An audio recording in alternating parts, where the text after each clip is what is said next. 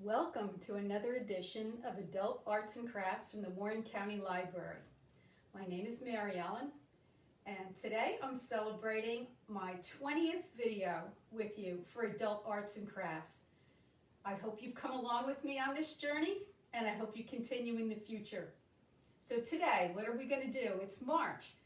The snow geese are flying north over my house, and the daffodils are starting to poke up through the ground. So what we're going to do is we're going to decorate an egg. So we're going to do a book page egg, and it's going to be a decoupage project that I think you're going to enjoy. So welcome. Glad to see you here. So let's go down onto the page and we'll begin. So these are the eggs that we're going to be making. So here's a close-up of the one that I was holding. You can make this size, or you can make a smaller size, or you might even make something that's larger. So here's some choices for things that I have made. And what you're going to use to make them are these plastic eggs that are readily available right now. These are the eggs that you use for Easter egg hunts for years. They're in dollar stores, they're in grocery stores, they're in Target, they're everywhere you go. Welcome, Nancy. I see that you're here. I'll try to answer comments today if I can. Sometimes it's hard to do, but I'll do my best. So if you want to start making an egg like this, the first thing you're going to do is you're going to decide if you want your egg to hang from a hook, or you just want to cover it. If you want it to be hanging from a hook, I'll show you how to attach one very easily to your plastic cup before you begin. So here's an egg that I recently bought in Target. So this is the style that are available right now, and you can see that it has 2 holes in the top and 2 holes in the bottom. My assumption is this is what the way they make them now. They have these holes in. It makes it very easy to hang them. Some of the ones that I have from the past have just 1 hole in the top, and I can also show you how to make that hang. So you might decide first, would you like it to hang in this direction or this direction, and then you'll decide which end you're going to put your hanger in. So in order to make a hanger for the egg, I grabbed some wire, and I happen to have some para wire here that I use for jewelry making. This is 20 gauge, but any kind of wire would work. Probably even a paper clip would work. It's nothing special. It's just a piece of wire, and I'm going to just snip off a piece. And I'd say this is, I don't know, maybe 5 inches long. I really did not measure it. And what I'm going to do is I'm going to wrap it around a paintbrush. Because of this graduated size here, it makes a very good place to decide how big or small you want that ring to be. So I'm going to wrap this around, and it's just a very simple thing to do. As you can see, I'm wrapping it around, and I'm actually going to go around it so that the ring goes around it twice, if you can see that. And when you come together and meet with the wire that's coming in the other direction, you're just going to give it a twist or 2. Now you might just do that with your hand, or if you have a pliers, you might use a plier to just tighten that up just a little bit, like that. So now you could slide this up and make sure your rings are nice and round, and that's why the paintbrush is a good help. A dowel would do the same thing. And this is what I'm left with, a nice ring with these 2 wires poking out. So all I have to do now is place those 2 wires in those 2 holes, and then cross them inside my egg. And again, if you have a pliers, it may help you to grab those wires and twist the 2 together, like so. I don't know if you can see that. They've got a nice twist. So this is going to hold my ring on the top of my egg. So that's all that is. Now, if your egg had just one hole, you can make a ring with your wire. You can poke it through your one hole and then just bend the end so it doesn't pull out. I hope that makes sense to you. So I'm going to put this on the side, and I'll use this egg to show you how to complete the job. All right, so now I'm going to just put my egg together. I've decided this is where I want my ring. I'm going to want it to hang in this direction. And the first thing I'm going to do is put my text onto the egg. Now, to get the text, I used some leftover book pages from the project that I had on Saturday. I don't know if any of you visited our Maker's Day. I made a book folded birdhouse in that, and I have some extra pages left from a book.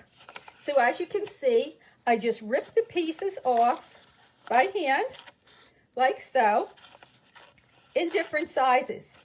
What I like to do is tear off the blank pieces first, because the blank is really not very interesting on the egg. What you want to see is the text. So I come along the edge here and I just rip off the edge. But these little raw edges will decoupage very nicely with glue onto your plastic egg.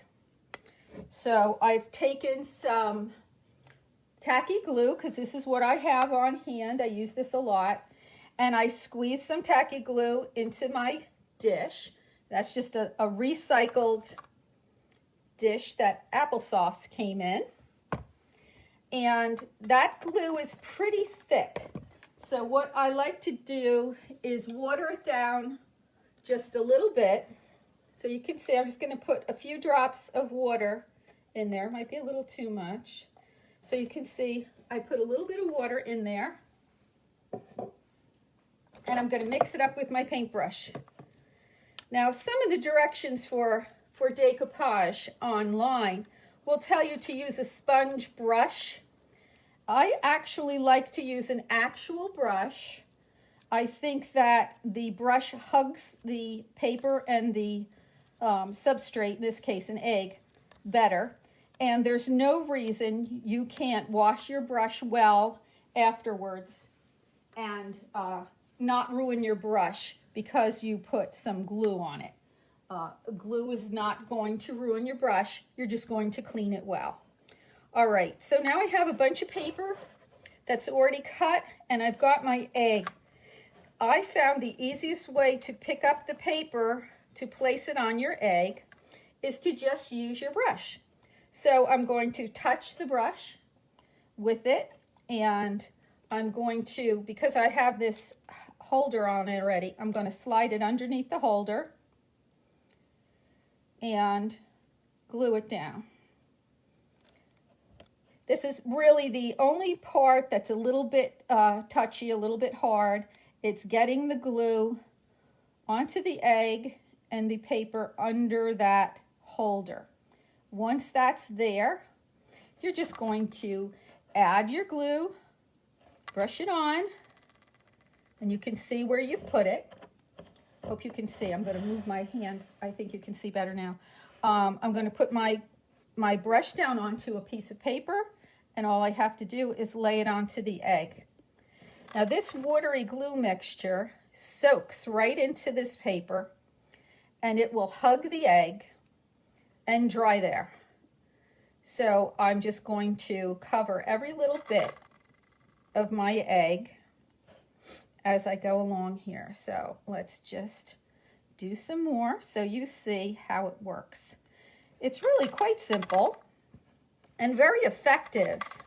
Now, when you're ripping up your paper, you might want to look and see, I didn't really want there to be any drawings showing.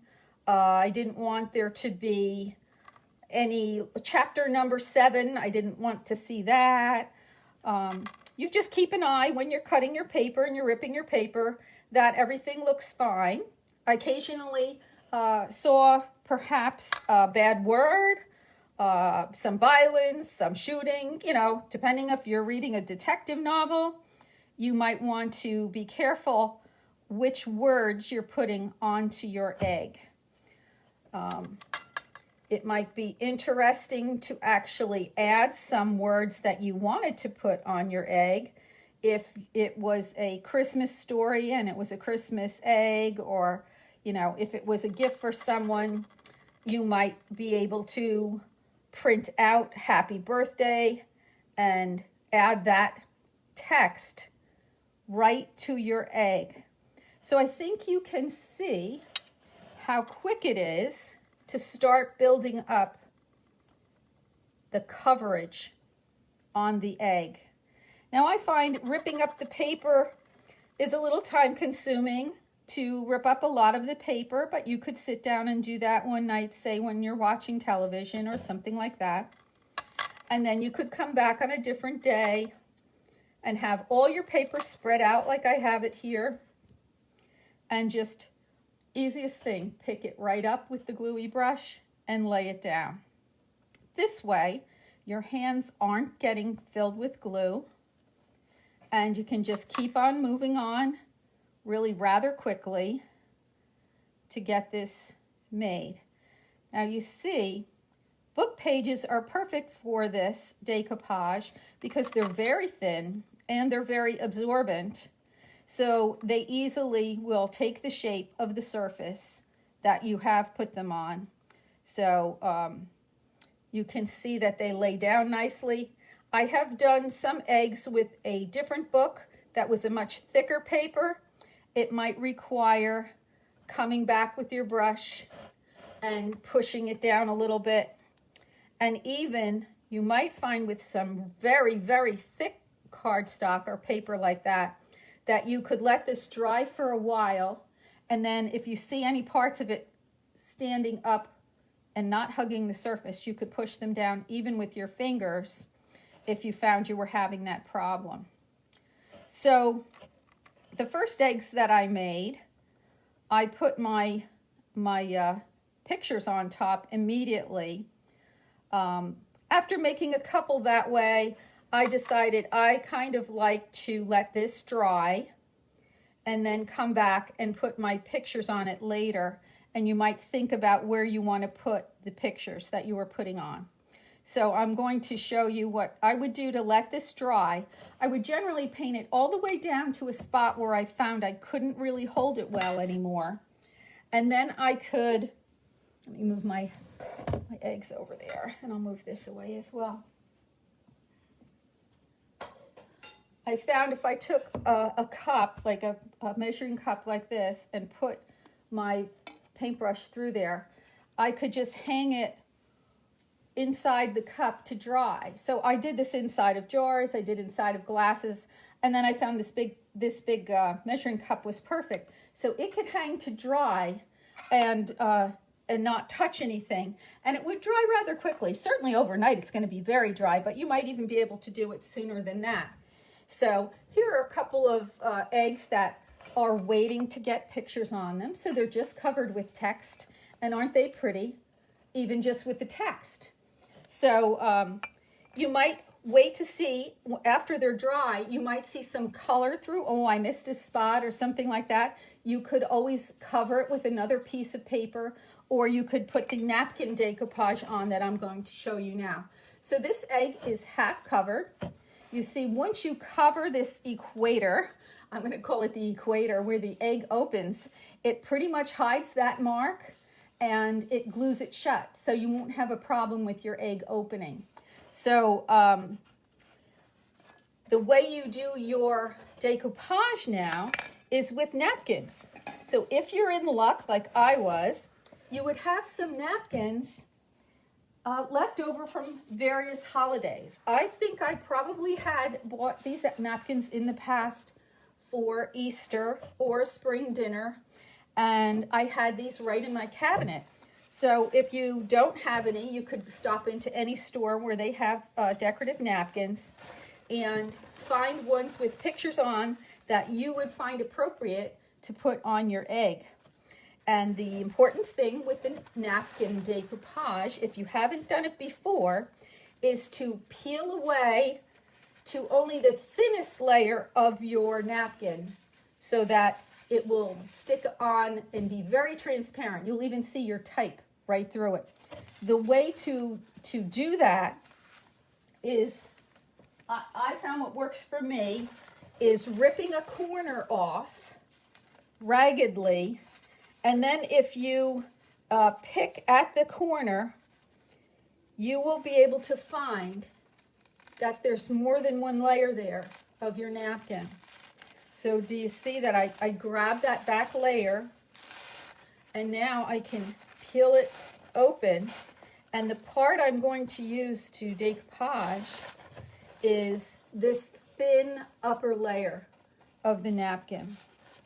So what you see that I have done here is I have cut away thin top parts of those napkins, and they're ready to be stuck right onto my egg. So let's go back to one of these eggs that has nothing on it. It's ready to roll, as you might say. And let's see, where did I go with my glue? Here's my glue mixture. You use exactly the same glue mixture. You could use Mod Podge at this point. I just use the same glue mixture. So let's say I want to put something near the top of my egg. So I'm just going to put a little thin coat of glue on it. And then I can refer to the pieces that I've prepared. They're cut very close to their design. So let's see. One that I have not used yet is this pretty rose and pansy. Same thing. I pick it right up on my brush because I'm not going to have to fiddle around with it in any way. I want to make sure there's glue underneath where it's going down. And then you want to smooth it down. I like kind of find a center point and just smooth it on with the brush. This is where I think too, a paintbrush is much more delicate to use than a sponge brush. And these are very delicate slices, as you will, of your napkin. So you want to be very careful when you do it. If it should rip, it's going to just be glued down anyway. So it probably wouldn't be a big problem if it were to be ripping in any way. Let me grab some more glue, and I'll put something over on this side. Isn't this fun? I mean, to just feel like I'm in the mood for spring. It's raining a little bit, but the flowers are coming. So here's a pansy, right? So I'm just going to glue right over it. There's glue under it. And now there's glue over it as I glue it on. So you can see it's really quite simple to do. Let's see what we can put down here.